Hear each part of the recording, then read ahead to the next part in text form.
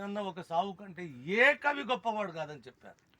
ఒక బలిదానం కంటే జయ జయ తెలంగాణ జయ జయ తెలంగాణ 10 ఏళ్ళు ఏడ్చిండ్రు. ఏమున్నది రల్లా? జాతి తల మీద పెట్టుకున్నది, దాని ఖ్యాతి వచ్చింది. వీళ్ళను కూడా జాతి తల మీద పెట్టుకున్నది.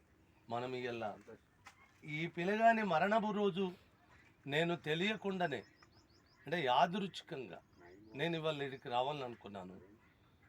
వచ్చినప్పుడు ఇది నాకు నా పూర్వాశ్రపపు నా బాల్యం అంతా యాదికి వచ్చింది. వీళ్ళకి వచ్చినప్పుడు మా బాబు మల్లారెడ్డి, జగ్గిరెడ్డి మల్లారెడ్డి, పూజల మల్లేతాడ బాయికాడ ఏమేం చేసినో అవన్నీ ఈడ ఇలా చూసానని కోళ్ళు సాధిస్తుంటే చుట్టాలు వచ్చేవాళ్ళు. నాకు ఇష్టమైన కోడి పుంజు కనబడేది కాదు.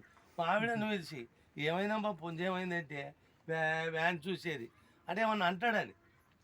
చుట్టాలు వచ్చిన కదా కోసినరా, ఇది మీరు కోతలకు మోతగా కొద్దీ సాగుతుంటారు, కోతకు అమ్ముతుంటారు. కానీ నేనేమంటానంటే మీకు ఒక మాట చెప్పాలి. ఇప్పుడు రైతు ఏది మరణించినా వాడు కోసుకొని పోండి అని ఇవ్వడు. తన జాగాలో తనకిష్టం ఉన్న అమ్మ నాన్నలను పెట్టుకున్న కాడ దానికి కూడా బొందపెట్టి వాళ్ళ తల్లిదండ్రులకు ఎంత గౌరవం ఇస్తాడో రైతు వాళ్ళ ఏ ప్రాణి చచ్చిపోయిన భూమిలో పెడతాడు. అది కోడ, పిట్ట, పిల్ల ఏదన్నా కానీ.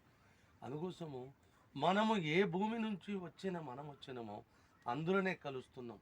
తెలియకుండానే మనలకు ఒక గొప్ప తాత్విక భూమిక వాళ్ళ నడకతోటి, వాళ్ళ జీవనంతో పందిరి మీద ఒక మల్లె తీగను ఏదో ఒక లతలు అల్లుకొని తిరిగినట్టే మన జీవనపు మూలాలు, పరంపరల మన వాసన అంటే జ్ఞాపకం. అది మన వాసన అంటే మూలకం. అది మన వాసన అంటే మూలాల నుంచి వచ్చిన పరంపర, ఈ ఆది అని. ఇవాళ ఈ ఆది ఎప్పుడు పోతాం? ఆ తల్లి ఆమె ఆది ఎవడన్నా మర్చిపోతాడా?